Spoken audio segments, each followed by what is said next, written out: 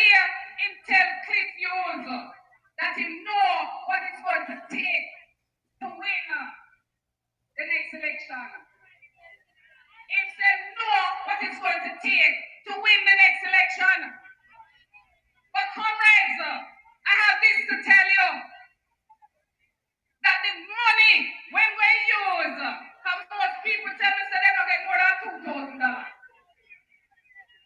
The money we're going to use to buy your vote when that election time comes, no matter turn your back and say you're not taking. Take the money, no matter going to the polling station and make nobody fool you and tell you that if you take the money, you're going to know where you are. Nothing of us,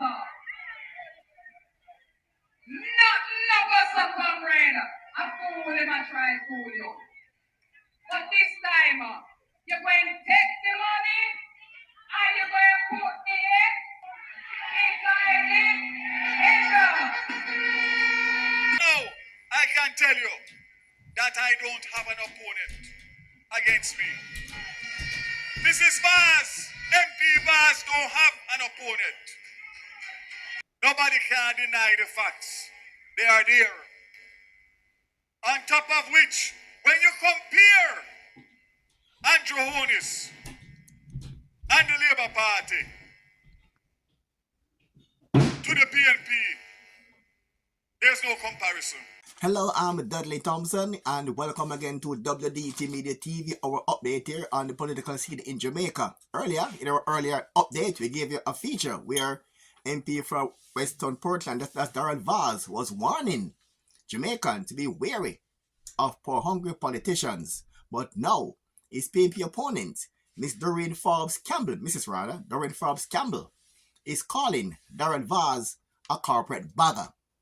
And she is also urging comrades not to be stupid, be wise. You can take the JLP money, but put your X beside the head. You know, is Miss Doreen Campbell on the campaign trail in Portland.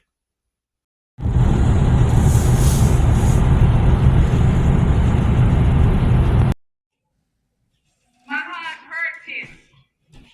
I feel like in Western Portland, we have a carpet bagger who call himself Member of Parliament.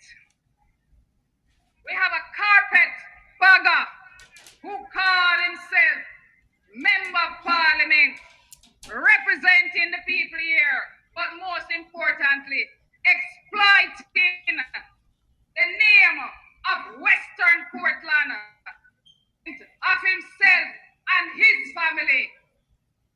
But who is a carpet bagger? I know most of you wondering, who is a carpet bagger?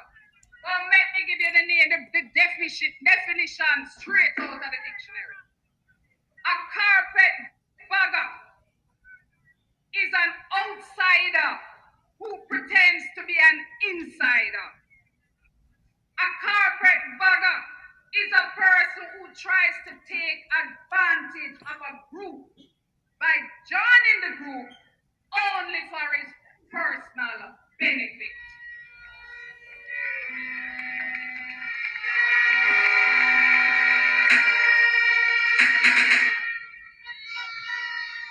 Comrades, this carpet bagger called himself Mr. Portland. Alright, explain something to me. If you say you is Mr. Portland, it simply means that, well, put it this way. If you have a house and you not take care of your wife or your baby, you're not supposed to shame. You're not supposed to shame. You can't spend all of your time and say you're Mr. Portland. And when you look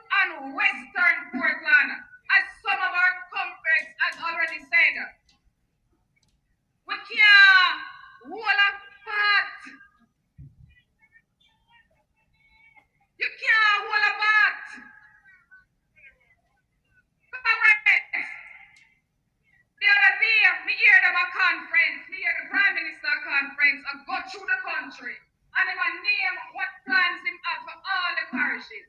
And when him reach to Portland, I don't know how much I want to remember, but when him reach to Portland, you know what is the plan for them have for Portland?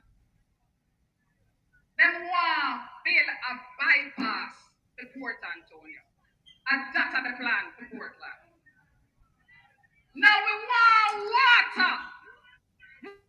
We want water. But you went take money and build a bypass, and the only place you have a bypass Port Antonio through is mostly the sea. And must in the sea. So if you ever take all that money, where is the carpet bagger? The carpet bagger is supposed to be representing Western Portland, not Eastern Portland. And therefore we expect the carpet bagger supposed to be fighting, not just for water, but my God, how many of you understand the struggles of the coffee farmers of Western Portland?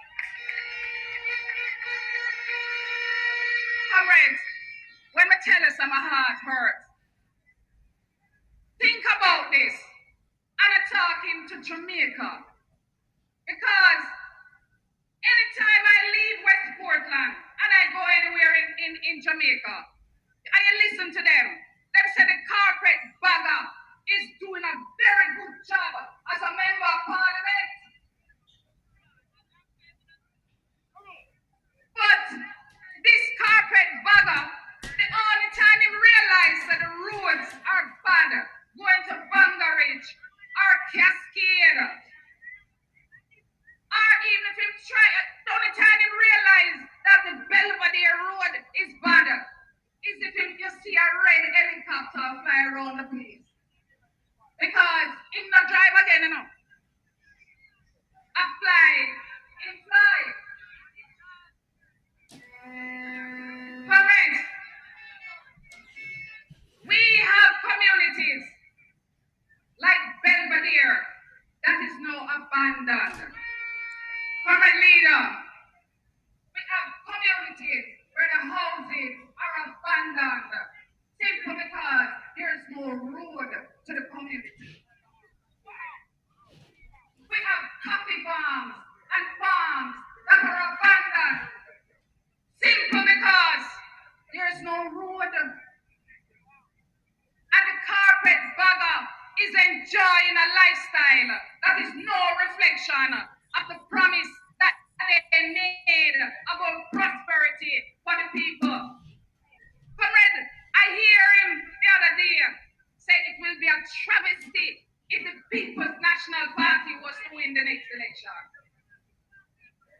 But comrades, it will be a travesty if we give this much carpet bagger another 5 years, because he has been here for 15 years.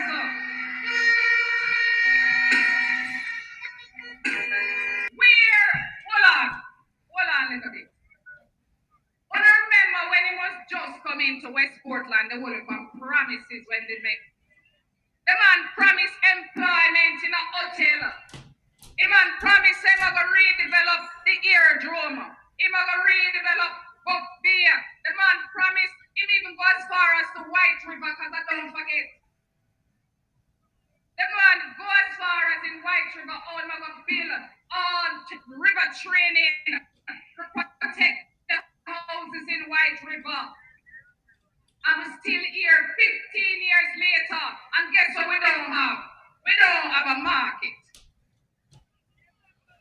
We don't have a market. But the other day, me hearing raise much millions to repair the market in Port Antonio. It don't mean that I don't want Port Antonio market to be refurbished. But I speak only of Western Portland. That is where my interest is, Western Portland. Correct. We have one Reggae high school in West Portland. One Reggae. When last I hear the name there. One Reggae high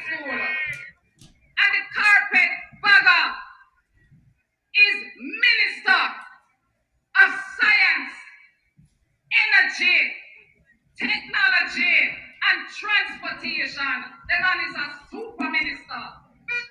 But why Buffy High School can't have a first class science lab under this carpetbagger?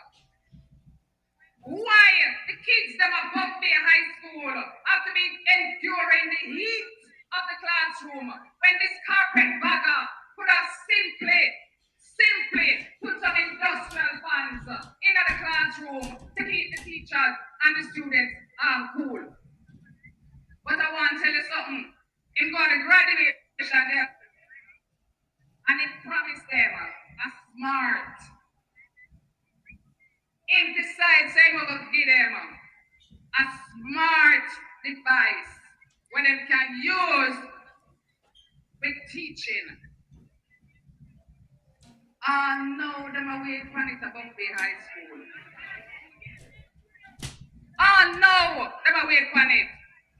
But the other day, him tell Cliff Hughes that he know what it's going to take to win the next election. He said know what it's going to take to win the next election. But comrades, I have this to tell you.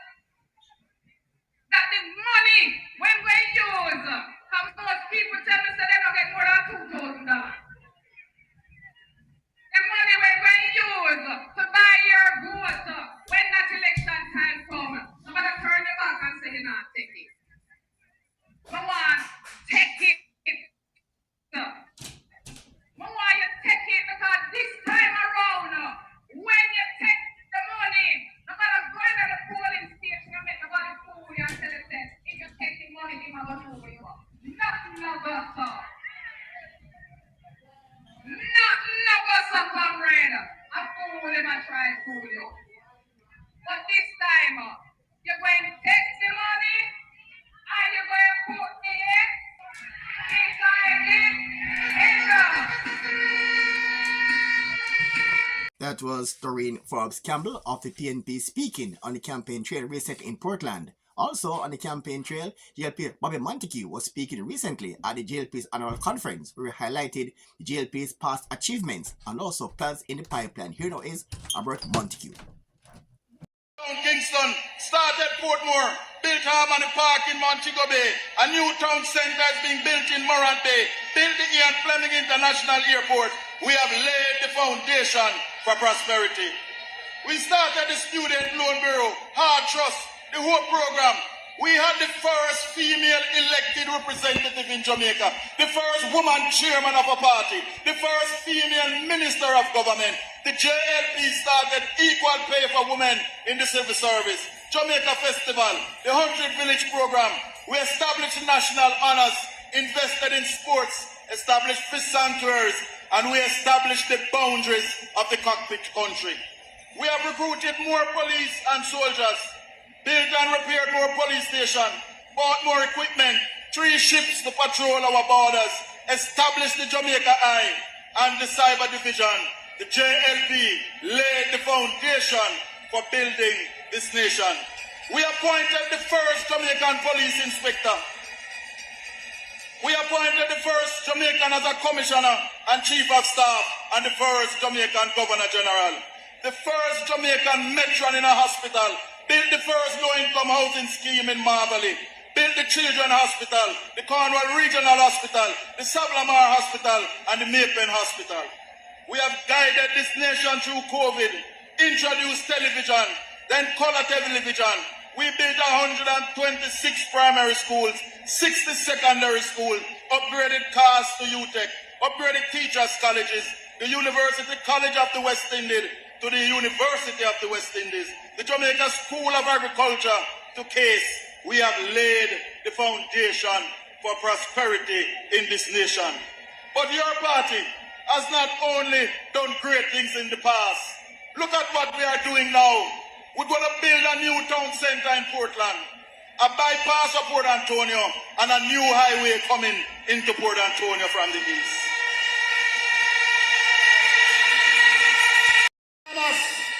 St. Thomas is no longer forgotten. Under the Jamaica Labour Party, we're building a new town centre, a new highway, enough development that takes place at St. Thomas. In Kingston and St. Andrew, new water supply, 1,200 new homes, widening roads, and we see more cranes in Kingston building buildings and employing people. In St. Catherine, we're going to create a new parish. We're going to rebuild the Spanish Town Hospital, and we're building a new city on the Bernard Lodge lands. In Clarendon, we refurbish the Chapelton Hospital, new water supply in Mitchelltown and Rocky Point, new NIS building coming. And in Manchester, new highway, the Greater Mandeville Water Supply Part 2, Mandeville Drainage Program. And in St. Elizabeth, irrigation water for the plains of St. Elizabeth and water for the houses through the Essex Valley Project. In Westmoreland, Shrewsbury 2 housing scheme, new water at the infirmary, the Whitton to Darliston Road, and a new police station in Frome. In Hanover, the Chambers Pen development, the Great River water supply to take water straight across Hanover into Negril, the Chester Castle Road, and before 1 year, the Negril Aerodrome will become Jamaica's 4th international airport.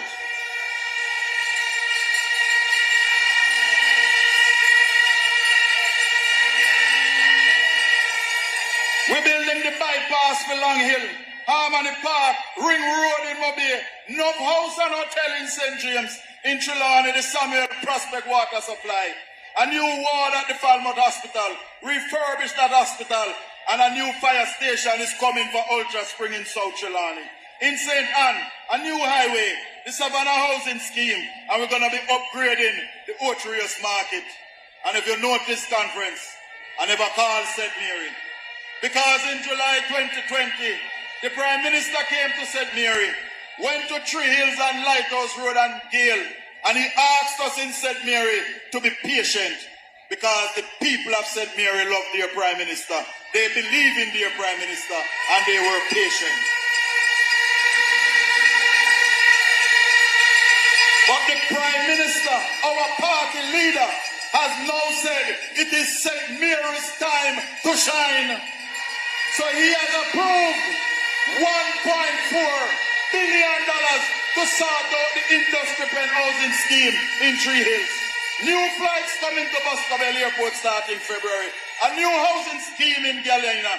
Titles for Lighthouse Road. The government has just bought Spicy Grove in Arokobesa to upgrade that settlement. New market for Highgate. Bypass for Arokobesa, Portmore, Port Maria, and Anato Bay. He is going to complete the Junction Road and design a new road to connect St. Mary to St. Andrew. We're going to design a new drainage plan for Port Maria, expand the Mason Hall water program. We're going to get the start of the Spark program because God knows we have some bad road down at St. Mary. Delegates, as we face a local government election, I can tell you that it is the Labour Party that established ALGA, paid councillors, established the National Solid Waste. We laid the foundation for building the nation. While I was a minister responsible for local government, we published a handbook for councillors, had training, introduced participatory budgeting, upgraded infirmaries, increased funding to councillors, returned power to the councillor, put councillors and mayors on the protocol list so they could get an official passport, build the floodgates in the gorge to protect life, establish the Ananda Alert to help find missing children, and since 2014, I was instrumental in bringing councillors onto the central executive, the second highest decision-making body in our party. I played my part, and Brother Desmond has come and is building on that foundation. We are the party that has strengthened local government in deeds and not in talk. I am happy that as chairman, I can report to conference that all across Jamaica, in every parish, in every PD, we have our people, we have our canvas, we have our candidates. We are ready. We are ready for any election.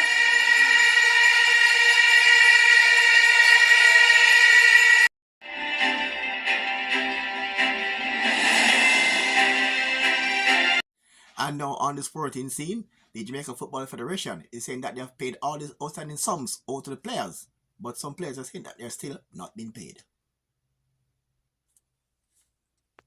from February time. And it's disappointing for us to hear that in the media. And our direct conversations with the JFF is never always, we say what we have to say. They listen, but then nothing ever really gets done with it. So we're always trying to fight for that. And I think, for now, I do know that there's still outstanding payments that haven't been paid to certain players. So as it stands, we're still owed money. So whatever's been said to the press is obviously not true at this moment in time.